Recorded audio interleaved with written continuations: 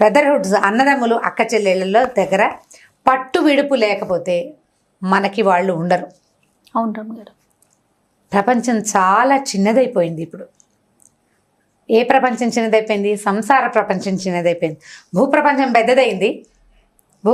పెద్దదైపోయింది. మన చుట్టూతా మన రాష్ట్రం కాని వాళ్ళు, మన భాష కాని వాళ్ళు, మన దేశం కాని వాళ్ళు ఎంతమందో ఉంటున్నారు. మన ఫ్రెండ్స్ మనం ఎంతమందో ఉన్నారు. కానీ మన అన్నయ్య, మన తమ్ముడు, మన అక్క, మన చెల్లి ఒక్కళ్ళనే ఇస్తున్నాడు భగవంతుడు. రేరుగా ఒక్కడు లేదా ఇద్దరు. వీళ్ళని కాపాడుకోవద్దు. మహామహా ఎంత అద్భుతమైన రామాయణంలో అద్భుతమైన శ్లోకాలు ఉన్నాయి. సీతాదేవి దీని తర్వాత వీళ్ళు లంకకి వెళ్ళారు కదా, రాముడు లక్ష్మణుడు వానరసేనతోటి.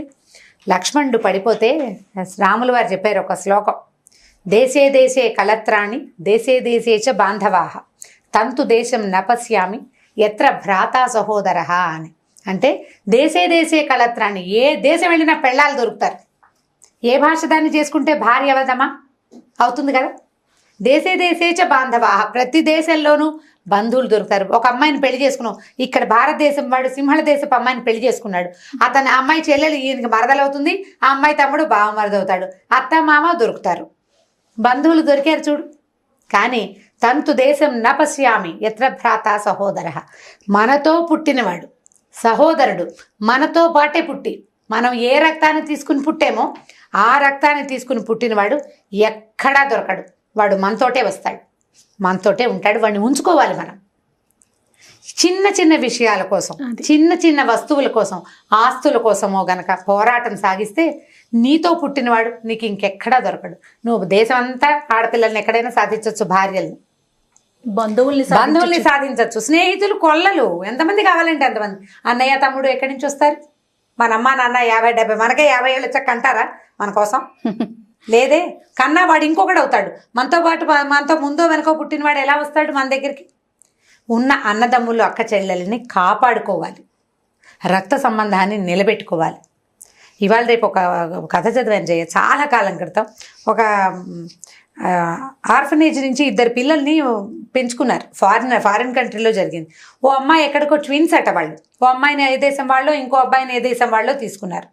ఆవిడకి ఏదో ఆ వెళ్ళిపోయిన తర్వాత 46-47 ఏళ్ళు వచ్చాక ఆవిడకి ఏదో ప్రాబ్లం వచ్చింది. వస్తే ఈమె తాలూకు బ్రదర్ కానీ సిస్టర్ కానీ ఉంటే వాళ్ళ మూలకణాలతోటి ఈమెకి చికిత్స చేయించారు, ట్రీట్మెంట్ అన్నారు.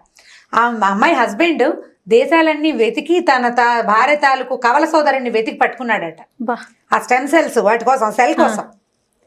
ఇప్పుడు దేశాలు వెతుకోవటం ఎందుకు? మనతో పాటు ఉన్నవాడిని మనతో ఉంచుకోవద్దు అంటే మాకు అది వస్తుంది అంటే రాదు. అసలు రావాల్సిన అవసరం, నీకు జబ్బులు రావక్కర్లా, నువ్వు సంతోషంగా ఉండొచ్చు కదా. మా అన్నయ్య నాతో ఉన్నాడు, ప్రేమ ఆప్యాయత కావాలి కదా. నీకు కావాల్సింది నీ బ్లడ్, దాన్ని జాగ్రత్త పరచుకోవాలి. రాముల వారు అంతటి వాడే చెప్పాడు ఈ మాట. మనం ఎంత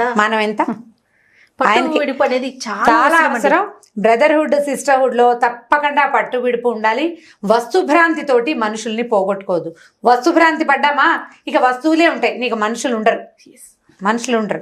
మనుషుల్ని ఉంచుకోండి. ఎందుకంటే ఇప్పుడు మనుషులే తక్కువగా ఉన్నారు, వస్తువులు విపరీతంగా ఉన్నాయి. మన ఇంట్లో చూడండి, వస్తువులు గ్యాస్ స్టవ్ దగ్గర నుంచి, గ్యాస్ స్టవ్ పోనీ కరెంటుది కాదనుకో, చిమ్నీ ఉంటుంది ఒకటి, ఫోన్లు డజన్ల కొద్దీ 3-4 రకాల ఫోన్లు ఉంటాయి మన దగ్గర, 2 ఫ్రిడ్జ్లు ఉంటాయి, కొన్నిళ్లలో 3 టీవీలు ఉంటాయి, 4 కార్లు ఉంటాయి, 3 బైకులు ఉంటాయి.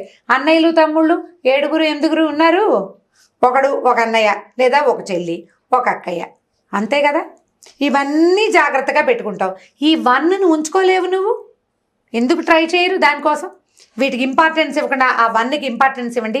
జీవితం ఎంత పరమాద్భుతంగా ఉంటుందో. మీరు ఇచ్చే ఇంపార్టెన్స్ మీ పిల్లలు కూడా నేర్చుకుంటారు, మన చుట్టుపక్కల ప్రపంచాన్ని నేర్చుకుంటుంది. సూపర్.